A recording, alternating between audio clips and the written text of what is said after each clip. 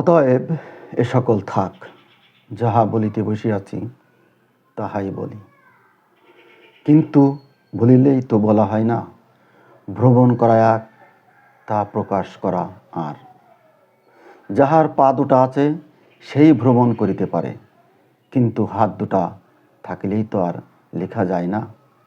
সে যে ভারী শক্ত, তাছাড়া মস্ত মুশকিল হইয়াছে আমার।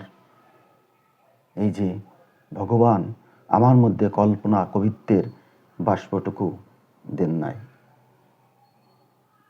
এই দুটো পোড়া চোখ দিয়ে আমি যা কিছু দেখি ঠিক তাহাই দেখি।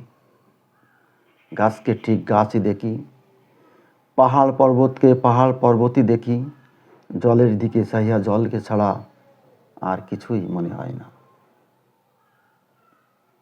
আকাশে মেঘের পানে চোখ তুলিয়া রাখিয়া ঘাড়ে ব্যথা করিয়া ফেলিয়াছি, কিন্তু যে মেঘ সেই মেঘ।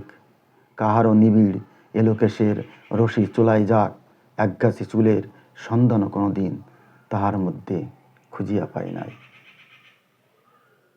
চাঁদের পানে চাইয়া চাইয়া চোখ ঠিকরায় গিয়াছে, কিন্তু কাহারও মুখ টুক তো কখনো নজরে পড়ে নাই। এমন করিয়া ভগবান যাহাকে বিড়ম্বিত করিয়াছেন, তাহার দ্বারা কবিত্ব সৃষ্টি করা তো চলে না, চলে শুধু সত্য কথা সোজা করিয়া বলা। অতএব আমি তাহাই করিব।